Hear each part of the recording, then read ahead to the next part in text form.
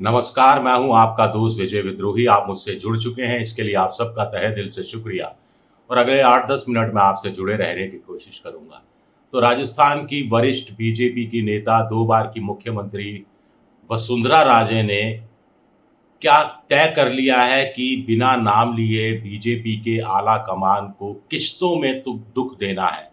जो दुःख किश्तों में आला कमान ने आला कमान से मतलब है नंबर 1, नंबर 2 ने वसुंधरा राजे को दिया, तो वो क्या सूद समेत वसुंधरा राजे चुका रही है।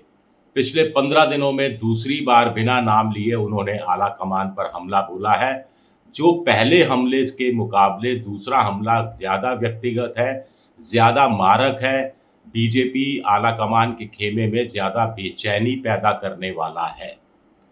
टाइमिंग देखिए, जिस दिन चुनाव आयोग 2 राज्यों में विधानसभा चुनाव की कार्यक्रम की घोषणा करता है, उसी दिन वसुंधरा राजे कहती हैं कि काश ऐसी बारिश हो कि अहम उसमें डूब जाए। तो किस बारिश की उम्मीद कर रही हैं और किसके अहम के डूब जाने की कामना कर रही हैं, तमन्ना कर रही हैं, इच्छा व्यक्त कर रही हैं। हर कोई जानता है कि पिछले 10 सालों में कौन है वो जो मैं, मेरा, मुझको, मैंने ये सब करता रहा है। हर कोई जानता है, कुछ कहने की इशारों में भी ज़रूरत नहीं है। क्या वसुंधरा को आभास हो गया है कि इन विधानसभा के जो 4 उपचुनाव होने वाले हैं, 4 राज्यों के, उसमें आला कमान की सियासी नैया डूब जाएगी। जिस नैया के डूबने का सिलसिला लोकसभा चुनाव के साथ शुरू हो गया था। तो टाइमिंग का सवाल। दूसरा, कहाँ बोलती हैं वसुंधरा राजे, किस मौके पर बोलती हैं?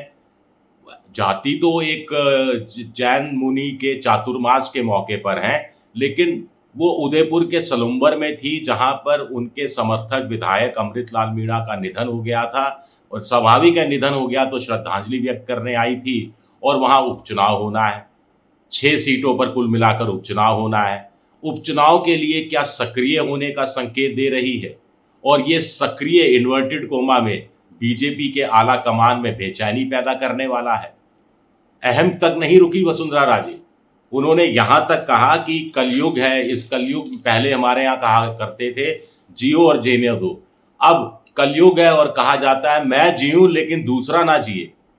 दूसरे को मानसिक संताप दो, प्रताड़ना करो, दुःख दो, तकलीफ दो, ताकि दूसरा जीना ही भूल जाए।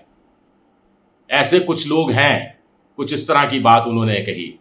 इशारा किस तरफ है? कौन है जो खुद जी रहा है और दूसरे को जीने नहीं देता? दूसरे को मानसिक संताप के दौर से गुजरने के लिए मजबूर करता है। आखिर 2 बार की मुख्यमंत्री, तीसरी बार मुख्यमंत्री बनना चाहती थी। उन्हीं के हाथ से पर्ची निकाली गई भजन लाल शर्मा की। तो किसको प्रताड़ना दी गई, किसको तकलीफ दी गई, जिसको मानसिक संताप दिया गया? आप समझ सकते हैं। वसुंधरा यहीं नहीं रुकती। आगे कहती हैं कि ये लोग जो हैं, जो तकलीफ देते हैं दूसरों को, थोड़े दिन के लिए खुश रह सकते हैं, लेकिन इनका अंजाम भी वही होता है। इन लोगों को भी उसी रास्ते से गुजरना पड़ता है, जिस रास्ते से गुजरने के लिए ये दूसरे लोगों को मजबूर करते हैं। यानी जो मानसिक संताप दे रहा है, प्रताड़ना दे रहा है, तकलीफ दे रहा है, वो खुद इस दौर से गुजरेगा, आज नहीं तो कल गुजरेगा। क्या 4 राज्यों के विधानसभा चुनाव के खत्म होने, नतीजे आने के बाद गुजरेगा? क्या 1 साल बाद गुजरेगा? और इसमें वसुंधरा राजे की क्या भूमिका होगी, ये भी अपने आप में बड़ा सवाल उठता है। आपको ध्यान होगा कि कुछ दिन पहले उन्होंने जयपुर में बीजेपी के नए प्रदेश अध्यक्ष मदन राठौड़ के स्वागत समारोह में कहा था कि राजनीति का दूसरा नाम ही उतार-चढ़ाव है।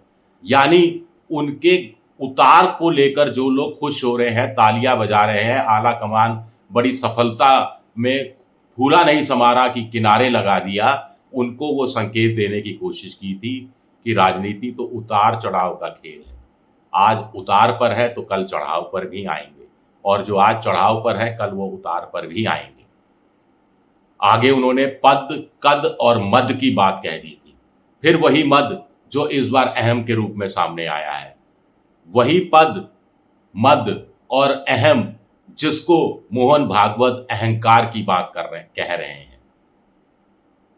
अब क्या, उस समय क्या कहा था, जिसको पद का मद हो जाता है उसका सियासी कद घट जाता है, घटना शुरू हो जाता है। 4 जून के नतीजे आने के बाद किसका सियासी कद घटा है, ये बताने की जरूरत नहीं है। अब बड़ा सवाल उठता है कि आखिर वसुंधरा ये सब क्यों बोल रही हैं। ये भी बोला, जो बोओगे उसे ही भोगोगे, जो बो रहे हो उसी को भोगोगे। तो एक तरह से क्या महारानी श्राप दे रही हैं, श्राप दे रही हैं उन नेताओं को जिन्होंने उनके साथ बुरा किया, उनके समर्थकों के साथ बुरा किया, उनके साथ बेइंसाफी की। ये भी एक बड़ा सवाल उठता है। क्या राजे फिर एक बार वही, क्या राजे आला कमान को किश्तों में टेंशन दे रही हैं? क्या राजे नई तरह की सियासी खिचड़ी पका रही हैं? क्या राजा ने अपने अपमान का बदला लेने का ठान लिया है? क्या राजे भूल नहीं पा रही हैं कि किस तरह आला कमान ने उनके और उनके समर्थकों के साथ धोखेबाजी की, पॉलिटिकल बेईमानी की? कुल मिलाकर राजे प्रवचन कर रही हैं या पॉलिटिक्स कर रही हैं? आप कहेंगे प्रवचन कर रही हैं, कुछ लोग कहेंगे पॉलिटिक्स कर रही हैं। मैं ये कहूंगा कि वो प्रवचन के बहाने पॉलिटिक्स कर रही हैं और पॉलिटिकल प्रवचन से, प्रवचन से अपने समर्थकों को एक खास किस्म का संदेश दे रही हैं, मैसेज भेज रही हैं। यही मैसेज विधानसभा चुनाव के दौरान भी भेजा गया था और जो बीजेपी आसानी से 200 में से 140 पार जा सकती थी, वो 115 पर अटक गई थी। यही पॉलिटिकल मैसेज या पॉलिटिकल प्रवचन मैसेज के रूप में लोकसभा चुनाव में भी दिया गया था और 25 में से 11 सीटें बीजेपी हार गई थी, जिसमें से कुछ सीटें बीजेपी क्यों हारी आला कमान अच्छी तरह से जानता है। वो मैसेजिंग जो हुई थी, जो प्रवचन हुआ था, उसके कारण हारी। 15 दिन में दूसरी बार राजे ने हमला बोला है। अब फिर वही सवाल उठता है कि ये किस तरह की बारिश है, ये वोटों की बारिश होगी। वोटों की एक लू चली थी और वो थपेड़े बीजेपी का आला कमान लोकसभा चुनाव में झेल नहीं पाया था और 303 से घटकर 240 पर आ गया था। तो विपरीत मौसम बना हुआ है। जो लोग सोच रहे थे कि बीजेपी का सावन आएगा,